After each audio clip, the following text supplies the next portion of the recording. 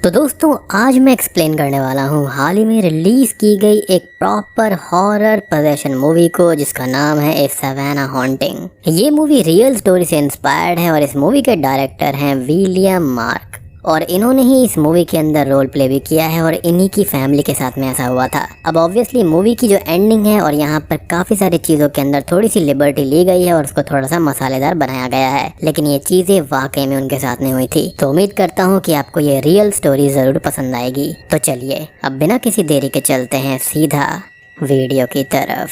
तो ये movie based है एक रियल लाइफ हॉन्टिंग पर जो कि इस मूवी के डायरेक्टर और उनकी फैमिली के घर में घटित हुई थी और हम उनकी फैमिली मेंबर्स और फ्रेंड्स के इंटरव्यूज भी देखते रहते हैं स्टार्टिंग और एंडिंग में कि उन्होंने क्या कुछ हॉरर देखा था, शैडोज देखी थी, आवाजें सुनी and many more horrific things. और साथ ही साथ इस मूवी के अंदर जो घर दिखाया गया है ये भी वही सेम हाउस है जहाँ पर वो रियल लाइफ हॉन्टिंग्स हुई थी। तो भाई दिल को संभाल के बैठिएगा, आगे की कहानी काफी डेंजरस होने वाली है। तो मूवी की शुरुआत के अंदर हम एक नाइटमेयर देखते हैं जहाँ पर कोई लेडी किसी बच्ची को पानी में डूबने से बचाने की कोशिश कर रही थी लेकिन बचा नहीं पाती और तभी उसकी नींद खुल जाती है। ये लेडी है रेचल जो कि अपनी फैमिली के साथ में सवाना नाम की एक जगह पर एक घर के अंदर शिफ्ट होने जा रही थी क्योंकि उसके हस्बैंड को वहाँ पर जॉब ऑफर हुई है और वो वहीं पर रहेंगे। तो हम इस फैमिली के बारे में भी जान लेते हैं जिसके अंदर रेचल रैनकोर्ट, उसका हस्बैंड एरिक रैनकोर्ट और दो बच्चे जहाँ पर छोटा बेटा है एंड्रू और यहाँ पर बड़ी बेटी है अप्रैल। अब वो लोग उस घर में पहुँचते हैं जो कि सवाना में एरिक ने खरीदा था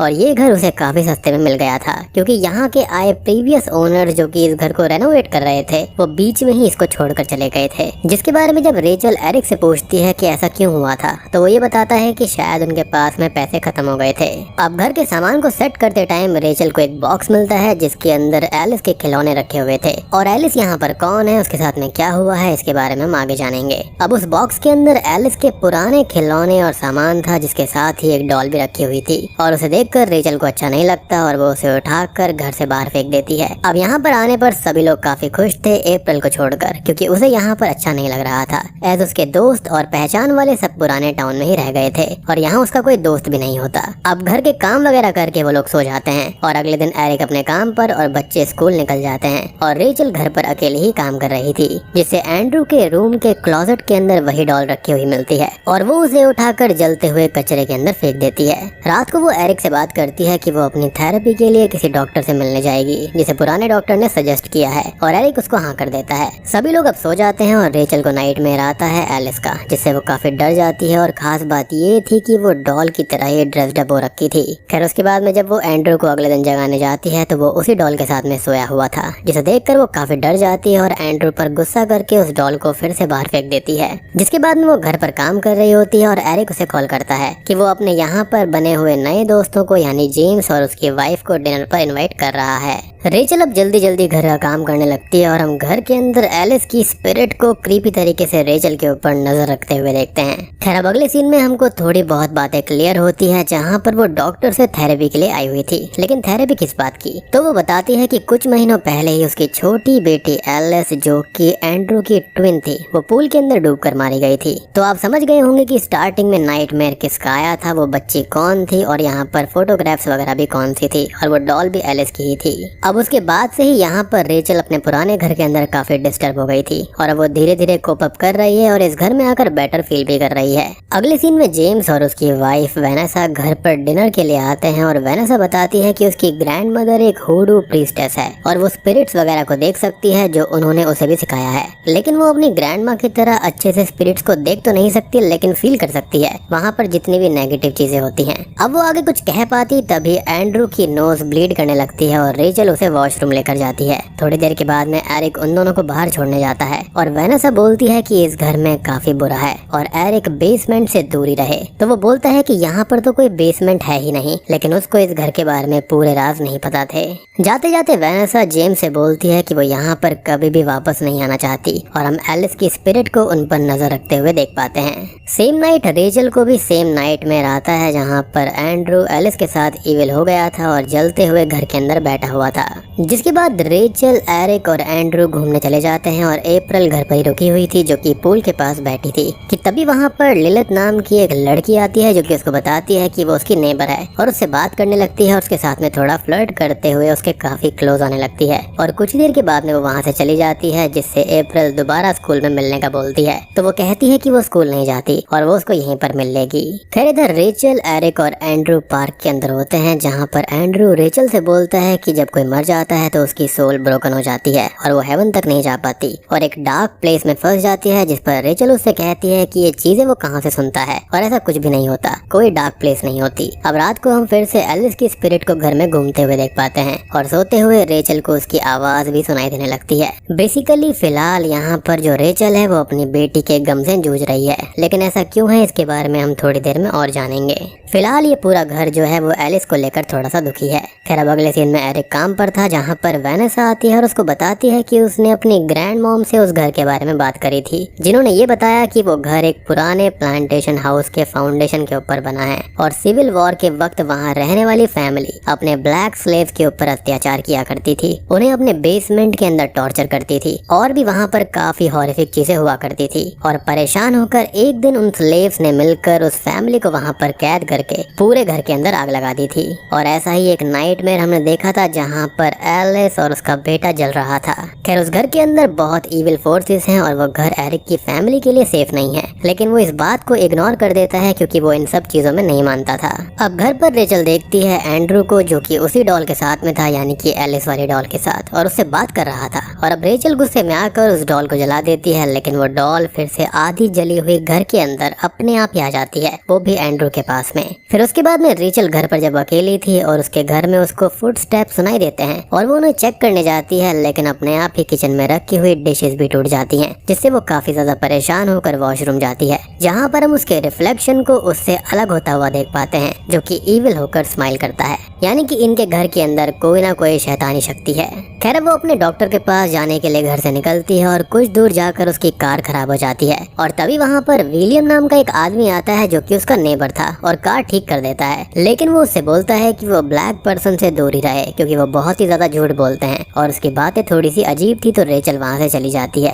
डॉक्टर के पास जाकर वो बताती है कि एलिस की डेथ का उसे गिल्ट है क्योंकि उसकी गलती से ही वो हुआ था, क्योंकि एक दिन एरिक अप्रैल और एंड्रू के साथ बाहर गया था और एलिस की तबीयत खराब थी तो वो घर पर ही रह गई और रेचल काम करते करते थक गई थी, जिसके बाद में वो सो गई। और इतने में ही 7 साल की छोटी सी एलिस पूल के पास जाकर खेलने लगी और फिर उसमें डूबकर मारी गई, जिससे रेचल पूरी तरह टूट गई। तो आपको समझ में आया होगा कि उसको क्या ट्रॉमा था। वो एलिस की मौत का जिम्मेदार खुद को मान रही थी। खैर अगले सीन में एरिक और रेचल बाहर घूमने जा रहे थे और दोनों बच्चे घर पर ही रुकते हैं। अब अप्रैल से मिलने घर पर वही लड़की लिलिथ आ जाती है और वो उसे अपने साथ ऊपर वाले खाली कमरे में लेकर जाती है और उसके साथ में इंटीमेट होने लगती है और हम उस इविल डॉल को वहाँ पर रखा हुआ देख पाते हैं। साथ ही साथ इस मूवी में लगभग हर दूसरे सीन के अंदर हम शैडोज को, स्पिरिट्स को देख पाते हैं, जो कि रियल लाइफ साइलेंट हॉरर को इंडिकेट करती है। मीन्स हमारे पास भी इविल और डेड स्पिरिट्स हैं, लेकिन हम उनको देख नहीं सकते। Now coming back to the story, Eric और रेचल अब घर पर आ जाते हैं और बच्चों को चेक करके सो जाते हैं। लेकिन अगली सुबह से रेचल को अब एलिस की वॉइस के अंदर कॉल्स आने लगते हैं कि वो सोए ना, क्योंकि उसके सोने पर बहुत बुरी चीजें होती हैं। अब कुछ सामान निकालते टाइम इस घर के ओरिजिनल फैमिली की फोटोज मिलती हैं, जिसके अंदर एक आदमी और एक लड़की का चेहरा बिगड़ा हुआ था। साथ ही साथ उस डॉल की भी फोटो थी। मीन्स ये डॉल उसी टाइम की है और उस फैमिली से बिलोंग करती है,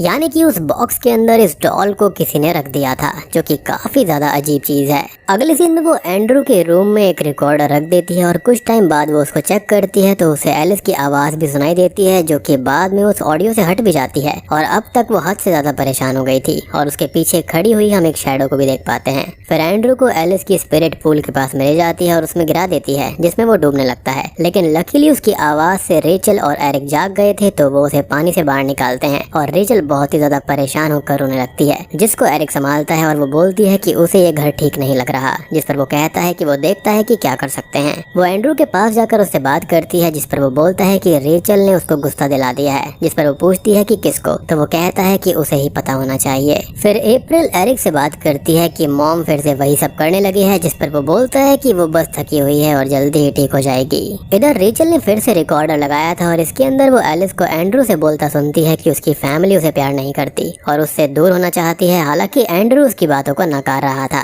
खैर अगले सीन में वो डॉक्टर के पास जाती है और वो रिकॉर्डिंग सुनवाती है, लेकिन अब एलिस की आवाज वहाँ पर नहीं आती, जिस पर डॉक्टर बोलता है कि उन लोगों ने एलिस को भुलाने की कोशिश करी जैसे कि वो हादसा कभी हुआ ही नहीं था, लेकिन इस तरह से वो कोप अप नहीं कर सकते और उनको एलिस का मेमोरियल अपने पास रखना चाहिए, उसकी चीजें देखनी चाहिए जिससे कि वो उनकी यादों में जिंदा रहेगी और उसको फिर उसकी यादें हॉन्ट नहीं करेंगी। बेसिकली वो यही कह रहा था कि अपने दुख से दूर मत भागो बल्कि उसको फेस करो। खैर वो अपने घर पर आ जाती है और एलिस की चीजें निकाल कर उसके लिए एक रूम तैयार करती है और हम एलिस की स्पिरिट को खुश होता हुआ देखते हैं और सुन पाते हैं। खैर अब तभी उसके घर पर वेनेसा की ग्रैंड मदर यानी कि हुडू प्रीस्टेस आती हैं, जो कि उससे ये कहती है कि वो इस घर से दूर हो जाए क्योंकि ये घर ठीक नहीं है। यहाँ पर 150 साल पहले रहने वाली फैमिली ने उनके स्लेव्स पर बहुत ही ज्यादा अत्याचार किए थे, उन्हें हॉरर दिखाया था और ये सब उन्होंने किया डीमंस को खुश करने के लिए, क्योंकि हमारी दुनिया और हेल के बीच कई दरारें हैं जिनको पिट भी कहा जाता है और एक पिट बिल्कुल इस घर के नीचे ही है बेसमेंट के अंदर। लेकिन रेचल को उसकी बातों पर कोई भरोसा नहीं था और वो उसे घर से निकाल देती है और बाद में एरिक से भी उसके बारे में बोलते हुए गुस्सा करती है।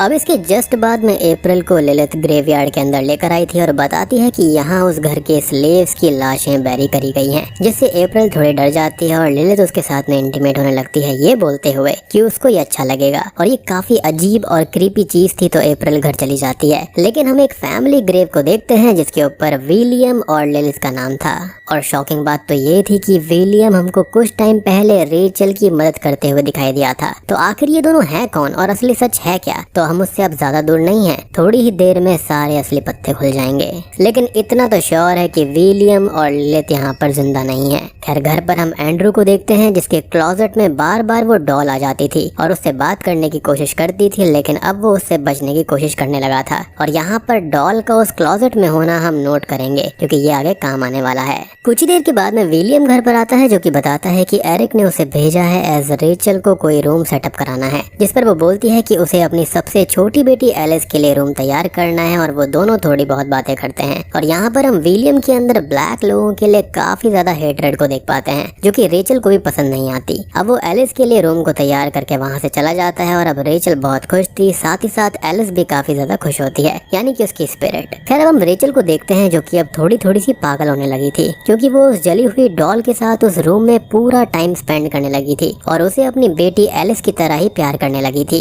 अगले दिन में सभी लोग घूमने जाते हैं, बस एरिक ही घर पर रुका हुआ था और वो पूल पर जाता है तो उसके पास हाफ नेकेड लिलिथ आ जाती है जो कि उसको सेड्यूस करने लगती है और किस करने लगती है, लेकिन वो खुद को रोक लेता है और उसे वहाँ से भगा देता है। इधर रेचल दोनों बच्चों के साथ पार्क में थी और उसको विजन आता है कि एंड्रू एलिस को पानी में धक्का दे रहा है, जिसे वो बचाने जाती है, लेकिन एलिस तो वहाँ पर थी ही नहीं और उसके इस एक्ट को मेंटल एक्ट माना जाता है। जिसके बाद में वहाँ पर पुलिस आ जाती है और एरिक को कॉल करती है जो उन लोगों को घर ले जाता है। अब रेचल को फिर से एलिस की वॉइस सुनाई देने लगती है और अब वो एंड्रू के रूम में जाती है, लेकिन इस बार एरिक भी उसके साथ आता है जो उससे कहता है कि वो यहाँ पर क्या कर रही है और उसके हाथ में नाइफ क्यों है, जिससे वो घबरा जाती है और वो उसे अपने साथ ले जाता है। अब एरिक को भी लिलिथ उन किसिंग पिक्चर्स को भेजकर ब्लैकमेल करने लगती है और साथ ही साथ वेनेसा उसको ये कहती है कि वो उस घर को छोड़कर चला जाए और वो नहीं जानता कि आखिरी फैमिली ने घर ऐसे ही क्यों छोड़ दिया था, लेकिन वो उसकी बातों पर ध्यान नहीं देता। अब इधर अप्रैल से लिलिथ बात नहीं कर रही थी तो वो उसको सिमेट्री में मिलने का वॉइस मेल डालकर सिमेट्री जाती है और यहाँ हम उसके पीछे रखे हुए सामान को अपने आप ही मूव होता हुआ देखते हैं। मीन्स ईविल इस पूरे इलाके में फैला हुआ है।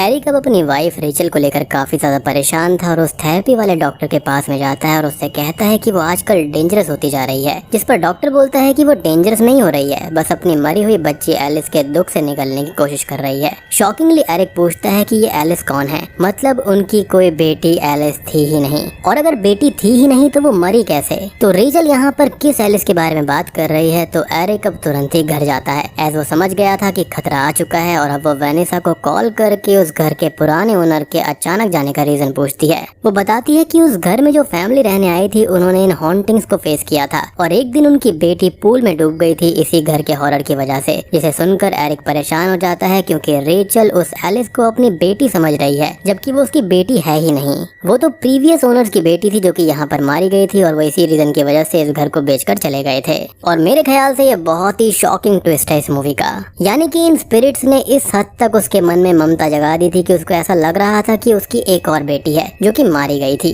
और उसको वो उसी के गिल्ट में डुबाती जा रही है। वो घर आता है तो रेचल उसी डॉल के साथ थी और पूरी तरह पागल हो चुकी थी, जिससे वो पूछता है कि बच्चे कहाँ पर हैं और वो कहती है कि बच्चे इस घर के लोगों के साथ खेल रहे हैं और हम जानते हैं कि वो लोग डीमंस या फिर गोस्ट हैं। वो अब यहाँ वहाँ दोनों बच्चों को ढूंढने लगता है बट उसे वो कहीं भी नहीं मिलते और अब वो एक रूम में पहुँचता है जहाँ पर 150 साल पुराने इस घर के ओनर्स विलियम और उसकी बेटी लिलिथ ने अपने डेड फ्रेंड्स के लिए एक पार्टी होस्ट करी थी। और यहाँ पर हमको ये पता चलता है कि वही इस घर के ओरिजिनल ओनर्स थे और वो एरिक से इसलिए नाराज थे क्योंकि उन्होंने ब्लैक लोगों को घर में बुलाकर उनको सम्मान दिया था। अब एरिक उनसे बचकर भागता है और एंड्रू के रूम में आता है और वहाँ पर हमने पहले क्लोजेट को नोट किया था, तो ये क्लोजेट ही है इस घर के बेसमेंट का रास्ता। जी हाँ, और अब वहाँ वो जाता है जहाँ पर उसे दिखाई देता है वो टॉर्चर रूम जहाँ पर विलियम और उसकी फैमिली अपने स्लेव्स को टॉर्चर करके उनको जान से मार देते थे। और यहीं पर वो पिट था जहाँ से वो उन बॉडीज को डीमंस को सैक्रिफाइस के लिए फेंक दिया करते थे। तभी एरिक को वहाँ पर एक रखा हुआ बॉक्स दिखाई देता है जिसे वो ओपन करता है ये सोचकर कि इसमें एंड्रू या फिर अप्रैल बंद होंगे, लेकिन इसमें तो वहीं एलिस की स्पिरिट थी और अब लिलिथ की जली हुई इविल स्पिरिट उसके सामने आती है उस पिट से निकलकर और वो उसको हॉन्ट करने लगती है, लेकिन वो उससे बचकर बाहर भागता है और बाहर आता है और बाहर आने पर उसे वही डॉल खड़ी हुई दिखाई देती है और पीछे से विलियम की स्पिरिट उसे अपने साथ खींचकर उसी बेसमेंट में ले जाती है।